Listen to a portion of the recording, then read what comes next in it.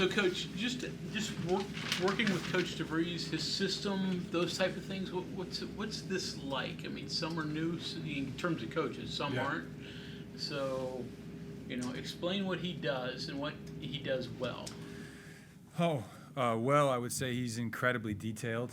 He does a really good job of focusing on what winning looks like. Obviously, he's been around that a lot. I don't think he's ever witnessed a losing season in his coaching career. So he's been around winning, and it does look like winning when you're around it. And I've been around losing too through my career, and you feel losing, and he focuses in on what helps guys win, what those details are offensively and defensively, and he hits on it every single day. He is a stickler for not only the details, but the guy's passion. I think that's the one thing that I've learned the most from him in my 6-7 months of being here is he's incredibly focused on the passion and energy that our guys bring to every single day.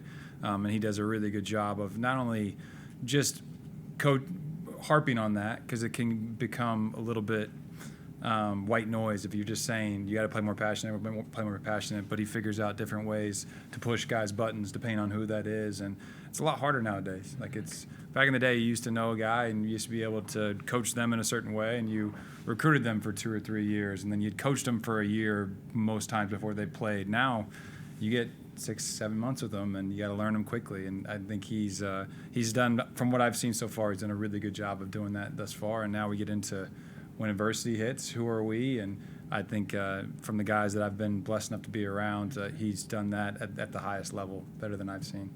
Greg Hunter for Blue and Gold News. I didn't follow Brian's instructions, but to follow up with that a little bit, you said you can tell when you're on the staff sometimes difference winning it and losing. Mm-hmm. Explain what is the difference? What can you feel?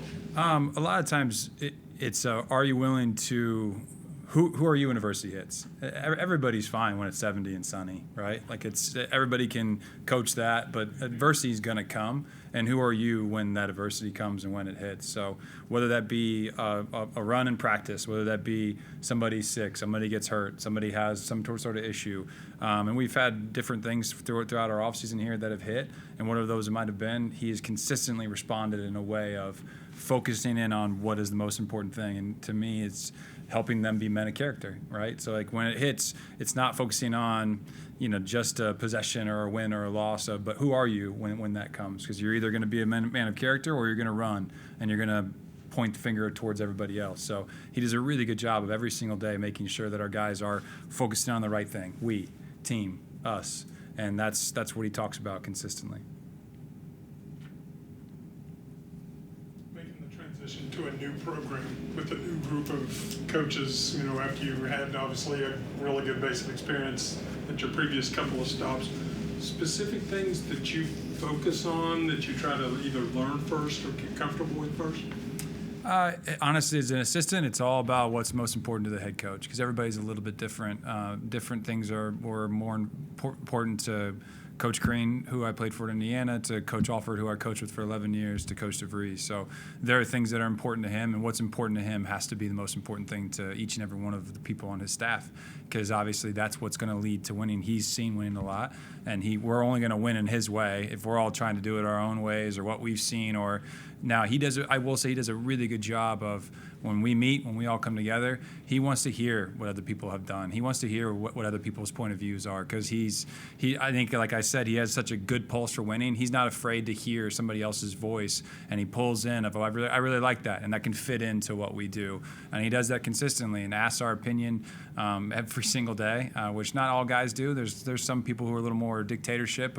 This is the way that we do it. We're going to do it this way every day. He does a good job of communicating not only with his assistants but with his players, and taking in what each and every individual says, and then using that to help us move in the right direction towards winning. One or two different things here that you weren't, quite at that importance level of previous stops? Yeah, I would say his focus in on especially offensive detail. I haven't seen that during my time. Coach Green was a ton of set type of guy where he ran a lot of different action. Coach Alford was a little bit more of the motion-based. Coach DeVries does both. He does a really good job of kind of mixing it. He has sets that'll get to what we need to get to for a certain player to get shots or whatever that might be. But then he also does an unbelievable job of just teaching the flow of the game, which I think through hopefully Charleston you guys get to see a little bit, but you'll see as we go along the season is he teaches guys how to play, not just where to be on a certain call, right? And that's the most important thing, because like same thing as in life, where we talked about like adversity is going to hit during a game. There's going to be a team that pressures us, and I'm doing a scout now, and the one team that we're going to play soon is going to pressure us like crazy. How do we handle that? How are we able to react in those situations? Because the whole offseason is about drilling in on their habits and their details, because you're not going to rise to the occasion. You're going to follow the level of what you trained at every single day, and he does a really good job of training that every single day, what that looks like, no matter what we see. How are you adjusting to Morgantown? And I mean, you've been a little of everywhere, I understand. So Yeah. how are you adjusting? It feels like home to me, honestly. Like LA was a great experience. Newly married, no kids, living in a 2-bedroom apartment for way too much money. But now I get back a little bit closer to. Really, I was raised in Indiana, so this feels a lot like Indiana. Morgantown feels a lot like Bloomington. A cool college town, an hour south of a major city, and the people have been unbelievably kind, and they embrace us. And both my 2 little boys are in school here. I got a 6 and 3-year-old, and my wife's done an unbelievable job of making this home right away. I think that's the most important thing in coaching is having a good wife, and I do. I'm blessed that way. So I've loved it so far. The people have been awesome, and we're looking forward to building this thing up. Coach, Justin Jackson with the Dominion Post. Welcome to Morgantown. Thank you. The one thing that is, with the portal where I guess this is what we're in now, I guess. I've seen a lot of examples where bringing in a bunch of new faces onto one roster have never played together. I've seen that go bad. Mm-hmm. What's the secret to Coach DeVries making it go well, I guess? What have you seen there with, because, he's in that situation, 13 new guys, I guess, basically. So. No doubt. Well, starting the off season, I'll tell you, my first 2 months of coaching with him, probably my biggest frustration with him was like I'd find a player that I wanted to recruit, and we would do our background checks, and if there was any type of flag, he had a really good pulse of, I know what my locker room looks like. I know who I want to coach. I know who I want to go to battle and war with every single day. And then if it doesn't look like that, then it doesn't fit who I am. And so I would say it was a frustration, because it was like, well, that's a great recruit that averaged X and rebounds, points, whatever. But it also was refreshing. It's a lot easier to work for somebody who knows what they want, and he knows exactly who he wants to coach and who he wants to go to war with in that locker room. And that's one thing that he does probably better than I've ever been around is. He brings the group together to, hey, we're going to go out and we're going to battle together. Every single time is going to be a different type of challenge, but it's going to be about us consistently. It doesn't mean we're going to win every single night. Even when we lose, we're going to learn a lot from that. So he does a really good job of pulling from every single day of what was good, what was bad, and learning from it. So culture, character kind of outweigh stats, recruiting rankings? I would definitely say so. Yeah, and obviously stats and recruiting rankings I would say stats are incredibly important, because recruiting rankings, I would say that where they come into play is there's probably people that he trusts, that he has a good relation with, that he trusts their eye, because you can't see all million recruits that are in however many kids are in the portal, 1,000. Like, we didn't see all 1,000 of those kids live, but I mean, the coaching profession is this. So we know a trusted scout who saw that kid live and was around that kid as he grew up, or a coach who was around him as he grew up that we can call, that we trust. And because there's a lot about character. Like, I've had times especially in Nevada, even a little bit at UCLA, where we brought a kid in who, a guy that I didn't know very well, may have said all the right things about him, but then later on I found out there was somebody else I should have been talking to that would have told me, hey, when adversity hits, he might not be the guy that you want in the locker room. And so coaches do a really good job of finding the right people around them, the voices that he can trust to kind of wade through the noise. There's a lot of noise, so yeah. You obviously coached in some high-level conferences. What's the perception of the Big 12 and the new Big 12 with some of the old Pac-12 members? How difficult is this going to be? pretty brutal. Yeah.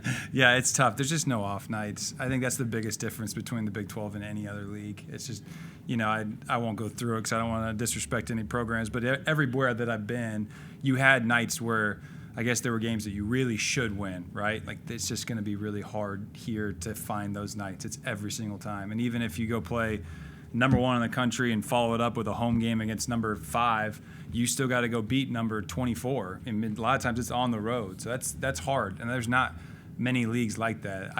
I was blessed enough to be in the Big Ten when it was high level. I mean, the year, my GA year there, we were number 1 in the country a lot of the year. Michigan ended up going to the Final Four. Ohio State was top 10 all year. Michigan State was the top 10 all year. But there was a bottom. Like, if you go back and study it, there was 6 through, I don't even remember how many teams we had then. I think it was closer to 12. Like, so 6 through 12 were teams that we did beat and we should have beat. And then you just had to really focus on winning versus the top 6. It's not like that here, because 6 through however many teams we have now, 27, you gotta compete every single night and come with that. And a lot of that is what we're talking about, is responding to adversity, because you're gonna have a hard game, or you don't play well, or the other team just hits every single shot and they play great, and their home crowd's rocking, and then now you got to come home and you got to beat a really, really good team and respond after things didn't go your way. Who are you when that level of adversity hits? Cody Nesper, Western Union Sports Now. When you're doing something like that, on the road, 2 days later back here, 3 days after that back on the road, how do you find time for the guys to relax? Yeah. Because they so they don't burn out in January. It's hard. It's a grind. It really is. Yeah. It's I haven't been around Tim for that part of the season yet, so we'll see how he handles all that. But it's a lot of times it's our guys connecting. Like, I'll say as a guy who, I was blessed enough to go through a lot of adversity in Indiana. Like, when I was there, my freshman and sophomore year, we were really bad. Probably some of the worst Indiana teams ever. Now, it was Coach Crean coming in and taking over a whole new program, and so it was expected. The expectations weren't there, but it's still really hard. When you're wearing those candy stripes and you're not winning games, the heat gets turned up pretty quick.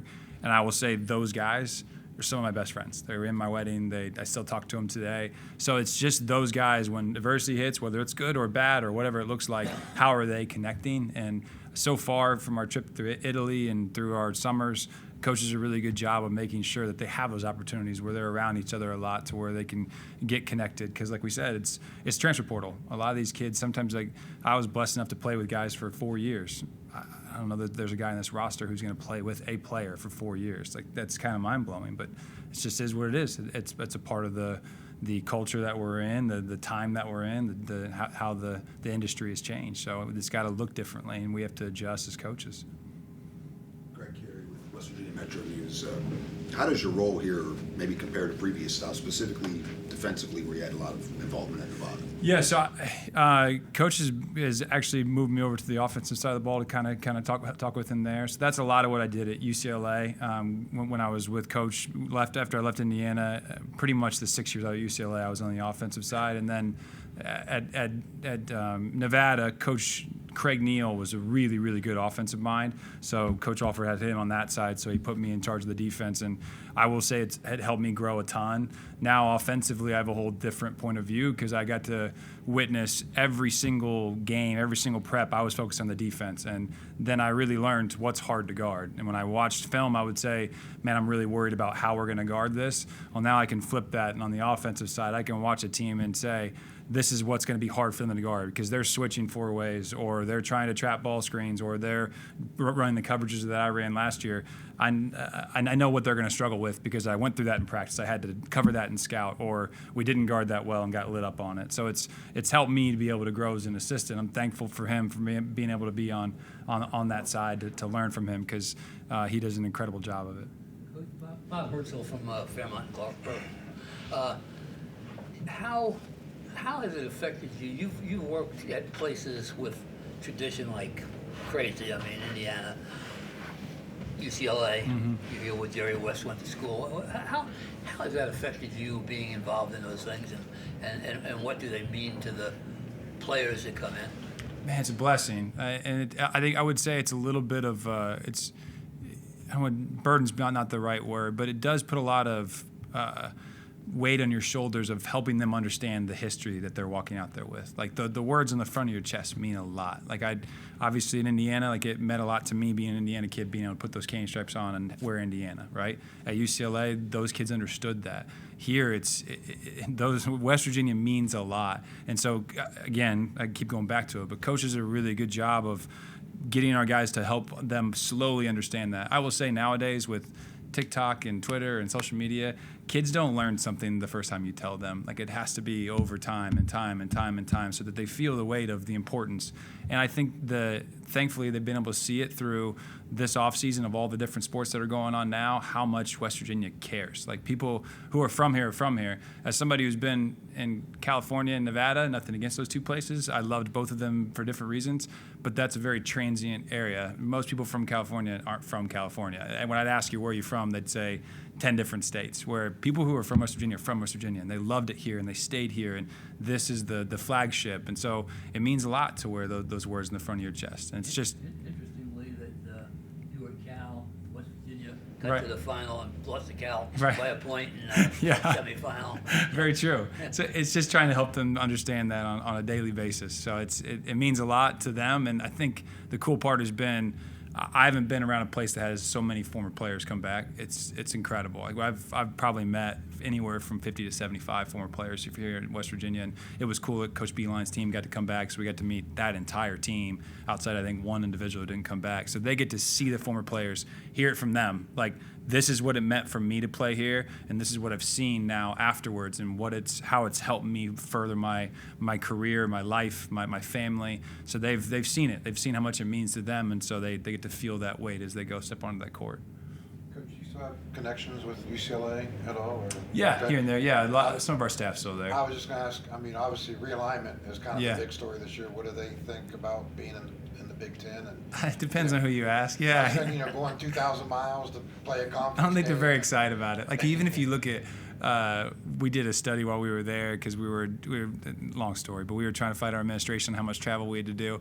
But like even Coach Wooden's record when he had to go out east wasn't very good because it's hard to go to the East Coast and lose 3 hours, then fly back, and they're doing a lot. Like it'll be interesting. It's uncharted territories. Nobody's ever really done this, and you got 2 ACC schools on the Pacific Coast, and then you got now a bunch of schools and that are supposed to easily be West Coast schools now in the Big Ten. So it'll be, I'm interested to hear what they have to say after the season. Like right now, they're all kind of, we don't really know how it'll work. You're going to play on New York on a Tuesday, and then come back and play in LA on a Friday, and they have to go play in Wisconsin on a Monday.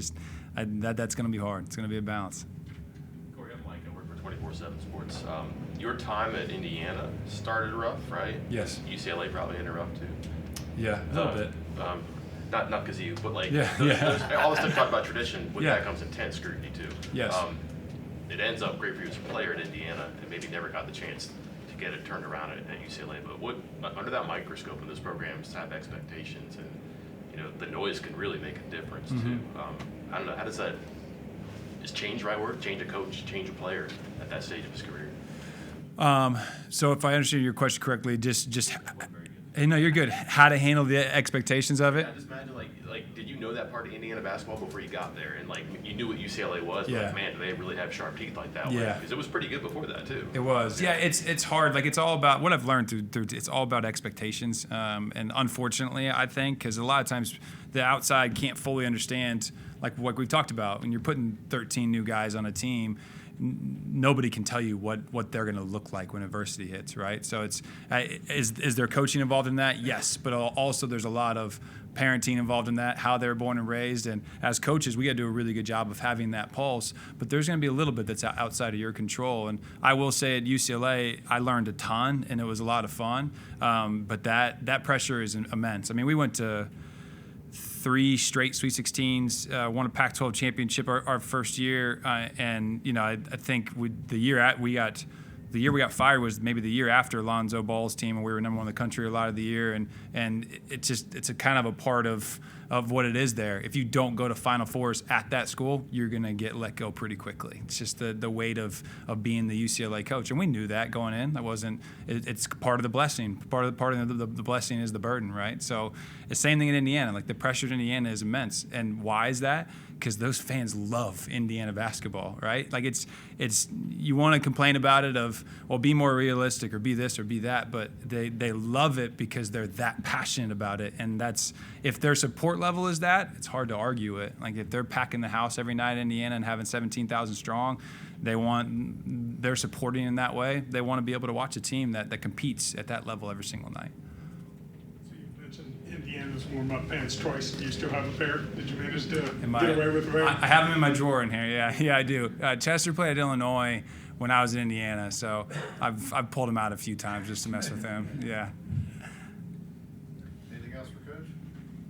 Coach, thank you. Yeah.